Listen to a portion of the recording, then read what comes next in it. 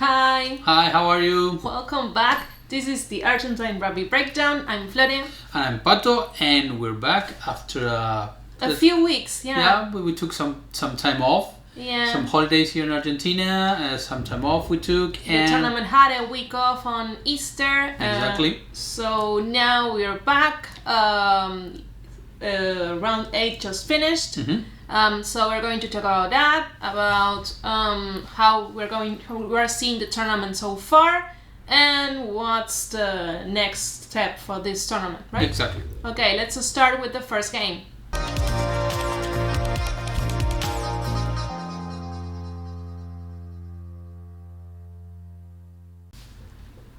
So the first game was Dogos against Cobras in Córdoba. Was played. Argentina. In Argentina, Córdoba, Argentina, right? The Dogos won the game. Dogos is still the leading team in the tournament. But it was a much even game during the first 60 minutes that we were expecting. Definitely. And Cobras doing a very good job. They have improved really a lot from the first games of the season. The difference. Sorry, I said C instead of yes. So yes, I think they are working in their defense without committing any penalties, and they kind of took advantage of situations that Dogos didn't handle okay, and they score some tries. So I give them that. But then, again, the 60-minute expiration date for a lot of the teams of this tournament, they just couldn't handle it. They turned it off. They turned it off. I think in this game, I remember I saw it a little bit earlier than 60 minutes, in minute 45, 50, kind of, Dogos kind of did the breakthrough, and they finally discovered that they were faster than Cobras, and I don't know, they saw the advantage that they have. They have better replacements as well. Yes. So they make the difference in the last 20-25 minutes. Yes. Also, the coach of Dogos after the game, he said that they didn't first. They interviewed him during half time, and he said that he was upset because the team didn't get perform. Didn't perform, but the feeling was they didn't got into the field. They didn't come out of the dressing room. They didn't do anything of the things they were practicing. They trained, and on the second half, also the attitude of Dogos was different, and they kind of play more in the face of Cobras, and that made Cobras start making mistakes, which led into tries, penalties, and yellow cards that they gave away, and they were overwhelmed by Dogos kind of saying, okay, we have to start, we have to win the game. We are not doing the things we've been training. We have to stand up and play. Dogos is one of the best teams of the tournament. It's the team you have to beat. So I think Cobras did a good job. Actually kind of handling them and all their ferocity and all their speed, but they handled it until some point, and then they just couldn't handle it anymore, couldn't kind of stop them, and that's when Dogos finally was able to close the game. Yes, correctly. The same thing, once these teams like Dogos, they start finding the rhythm, they start playing with the speed and the intensity that the players can, and this is the type of game they want to play. It's difficult for teams like Cobras or other teams, less talented teams, to resist that, and they start making mistakes, giving silly penalties and tries and yellow cards. And the type of game they propose an open game, opening the field, and a lot of physical strength because you have to run to catch them. There's a lot of spaces opening up, and you have to be there to, get up quick and be there because they're coming for you again. So yeah, I think that's why Dogos finally was able to close the game at the half of the second half. Yes, but I want to congratulate Cobras because they've improved from what they were doing at least the first 4 rounds, where they were beaten tons of yellow cards, red cards. They've really improved, and they are more focused on playing the ball. They want to do an expansive game, move the ball, run a lot. That's nice. That's great for the tournament to have teams that want to play the game. But an open game is a quick game, and so that's great. I really like that, and they've been improving. Yeah, they faced the leading team in the tournament, the strong team, and yeah, but they've been improving. So I think it's good. It's really good from Cobras. Yeah, I think that's kind of closes up for this match. Let's continue. Yeah, let's talk about the second game of the round. So the second game was Yacare against Peñarol. It was Saturday. It was a really boring game. We saw it on Sunday. I don't know. It's Yacare doesn't have a really level game. They have ups and downs. I think they're a mess. It's okay. They're trying to find out what the players are, what the team is, and Peñarol has that absolutely figured out. Mm-hmm. And Peñarol did what they wanted to do with the game. They played the game the way they wanted to. They controlled the game all the way through. Yeah, definitely, and that made it boring. When you have a team that absolutely controls everything and everything goes as that team says, and the other one can't do anything about it, or won't do anything about it, it turns into a boring game. Like. Yeah, and Yacare made tons of mistakes, and they started. I seem to recall that they started kind of with a good attitude, but it lasted 5-10 minutes. Then Peñarol totally controlled the game, and Yacare was making mistakes, but silly mistakes, handling mistakes, and they were this is as Flores said, they are having ups and downs. They had some good performances against the weakest teams. Raptors and Segnam. And Segnam. Well, we want to talk. Salma didn't play this week, this round, but it's the deception of the first round is Segnam. But they made some good games against some teams, but.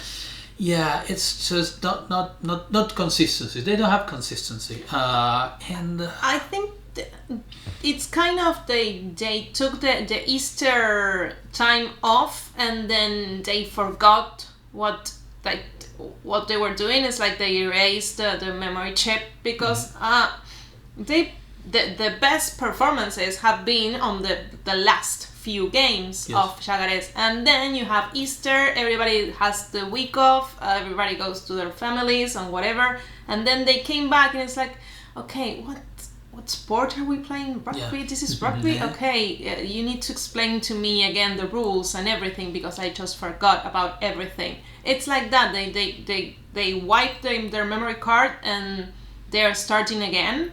So yeah, we'll see what happens next week. This weekend they're playing. So yeah, disappointing game from them.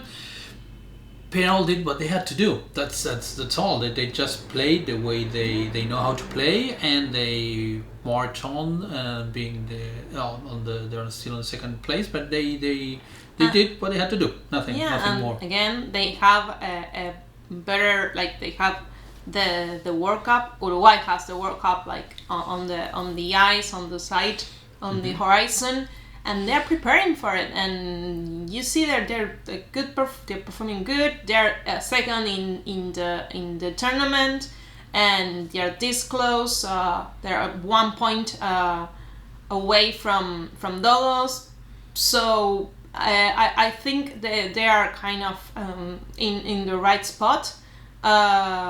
Let's see what happens next, right? Yeah. Okay, so the third and last game of the round was Raptors against Pampas. What to say about that game? If we were disappointed about Peñarol and Yacare, this was just the cherry on top of the pie. Yeah. Wow. It was a hiding. Sorry, it was like that. It was 0-63. The first game in the round, the first Raptor, the first team in the tournament who doesn't score a point. It's the highest score in kind of one team against the other of the tournament so far, 63 points. And with a team that they didn't deserve this win. That's what kills me. I am not so sure about that. I think that Pampas has improved, but not that much. It's like but I don't I think remember. I know. But what I think is that what we saw here is what was supposed to happen against Raptors. The first game or other games, Raptors have been able to come out losing, of course, but victories. But getting some small victories and in not being completely overwhelmed by a team by Peñarol or by Dogos.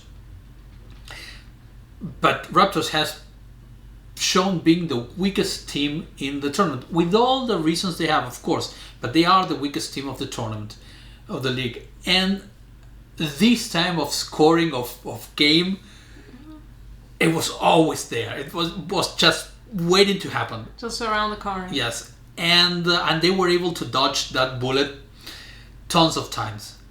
Most of the times because of the other teams, with not being able to kind of perform to the level they should perform. Well, Pampas has improved a lot from what they were doing. They are finally kind of coming together as a team and performing.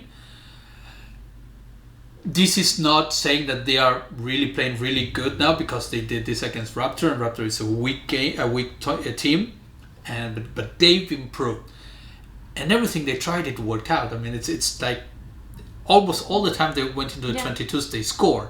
They didn't once kick a penalty, and the kicker number 10, De La Vega Mendia, he converted every single try. Yeah. It's for every angle. There were 9 tries, 9 conversions. It was. We were watching it, and he was like, "Oh, he will miss this. He will miss this." And he scored. Yeah.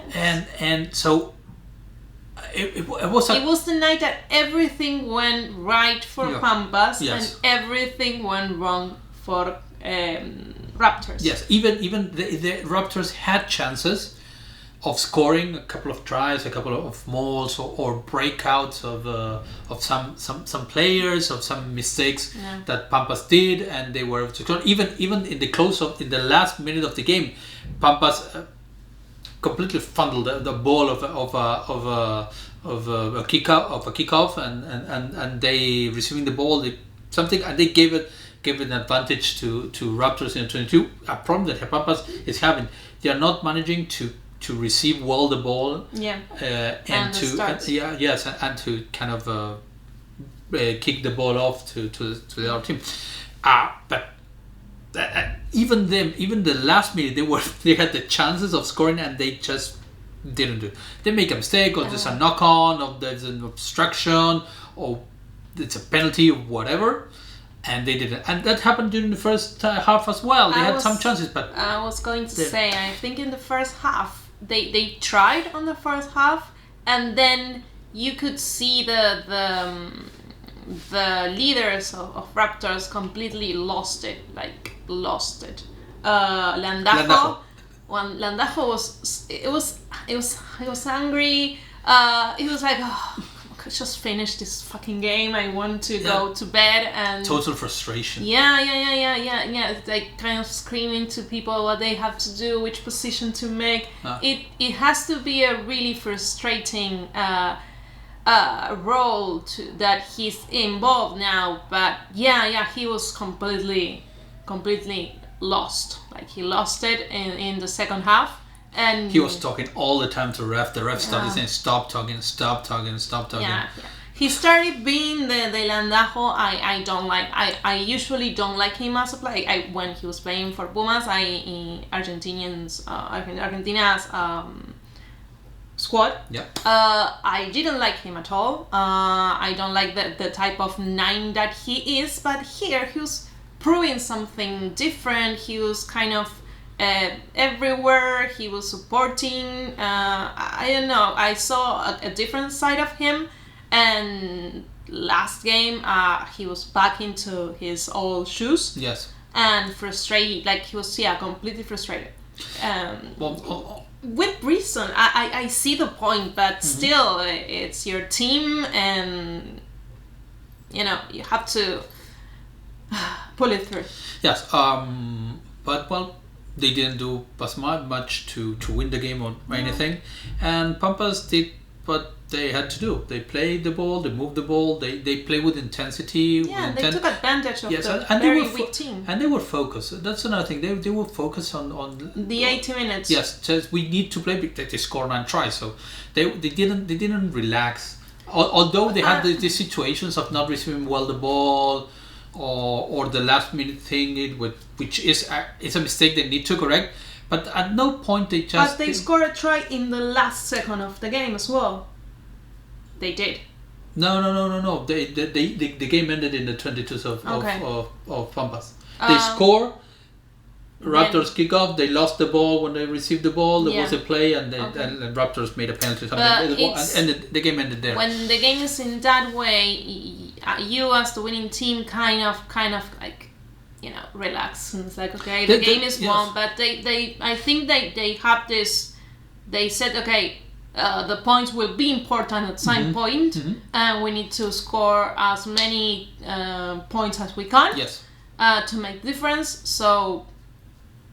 Right, that was very clever thinking, and they took advantage of the weakest team. Yes, which everybody should do. But they, I'm staying with the attitude they showed to the game, to trying to play the game the way they wanted. Of course, Raptors allowed them, but they were trying. They tried to move the ball. They tried to play with intensity, and they showed a different image than what they've shown us before.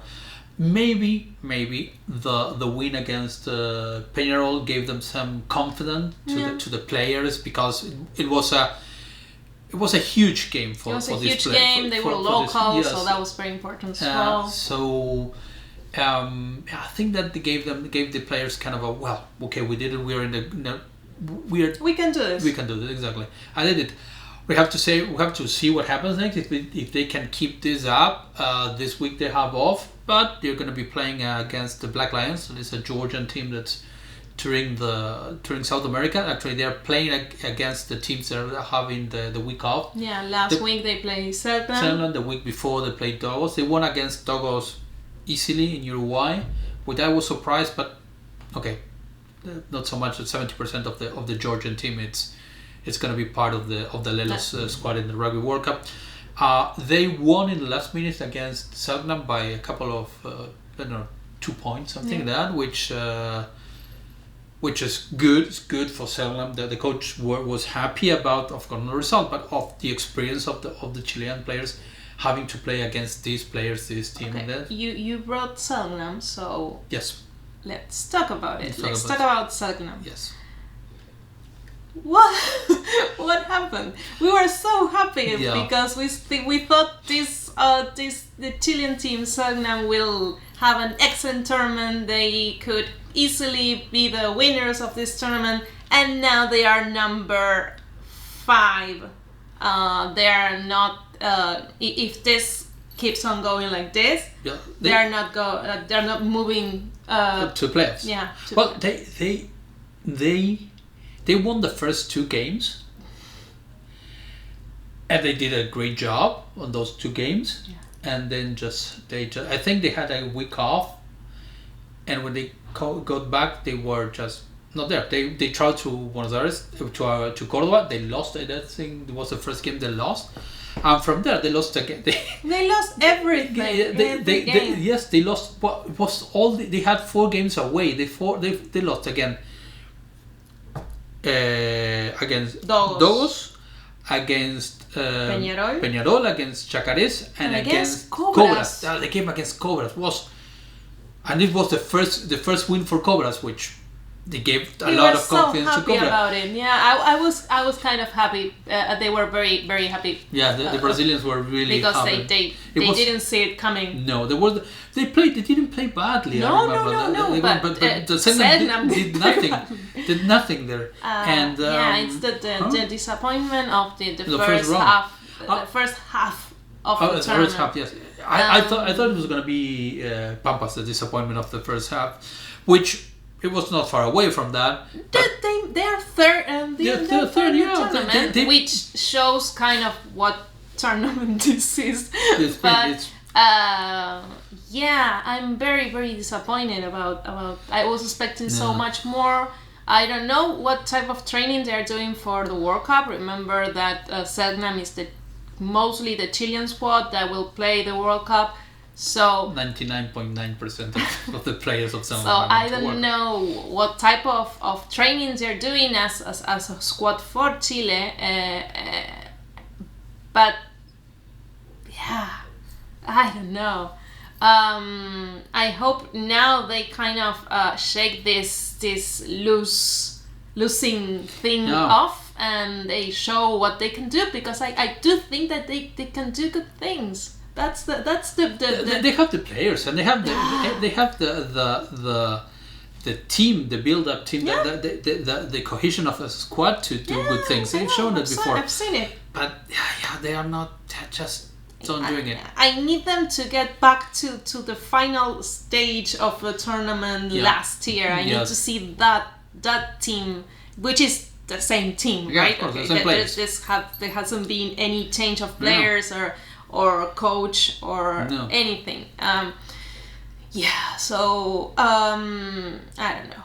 We'll see what happens with Selknam. Yes, we'll see that. We hope it gets better. Yeah.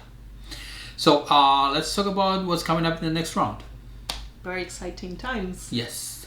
Okay, so the next round, which will start on Friday, the first game is the game of the week. It's Peñarol against Dogos. The first 2 teams of the table are going to play each other and define which one rises above the other. I'm very excited. It has to be a very good game. I'm expecting. They're so far they're the best 2 teams of the tournament. And they're playing for the top spot of the tournament so far, and there's a 1 point difference. Dogos has 31, Peñarol has 30, so it's definitely the one that wins this takes the top. Yeah, if Dogos wins it, it's gonna get a nice margin of points, and we'll see. It's going to be playing Uruguay, and both teams, they know what they're playing for, what is involved, and how tough it's going to be. So it's going to be a really interesting game. Let's hope it turns out that way, right? The other 2 games are Raptors against Selknam. We're talking off. I'm just. I'm hoping both team rises and rise their level to give us a more entertaining game. Yes. I'm hoping Selknam wins, I think. But I'm hoping as well that Raptors kind of improves and change a little bit of what we saw last week. I think I'm going to say this, and I think it's going to go all the other way. I think Sangnam's going to win. I think they are far better team that Raptors is as a team, and I think they're going to win. I think I don't think there's going to be much of a I don't think there's going to be a hiding as it was with Pampas. I don't think it's going to be a 63 point difference. Definitely not. I hope that for the show and for the tournament that the Raptors score a couple of points, a couple of tries. That's going to be good. But I think England is going to take this game with a bonus point. They're going to take the 5 points. And I think it's going to be comfortably. Not easy, but I don't think they're going to struggle that much. It's good for the spirits as well for the team, like having a wing. An away team. And besides, these players, the Chilean players are going back to the place, to the field, to the field where they won the qualifying game for the World Cup. So... what else do you want? Yeah, it's going to be emotional. The redemption. We can call it the redemption game. Yes. Good memories. So I think they're gonna win the game. And the last one is Yacare against Cobras. I think they're both teams that kind of have a very kind of similar way of playing. It's gonna be it's a difficult game to predict. Yeah, the last game, Yacare won. Yes, Yacare won. I don't know. I think that they have a very similar way of playing, and that's when that happens, and it makes it difficult to play each other and to kind of predict what happens. I think Yacare will win. Like in the paper you see the numbers. It's like but we thought Selknam would won, and so they didn't. You can see how good we are at predicting things. It's difficult. I think Cobra is improving a lot, and that's good. And they are showing intent and cohesion, and they're improving. And Yacare are not improving that much. They're kind of maybe stagnated at some point, and maybe Cobras is catching up to that level.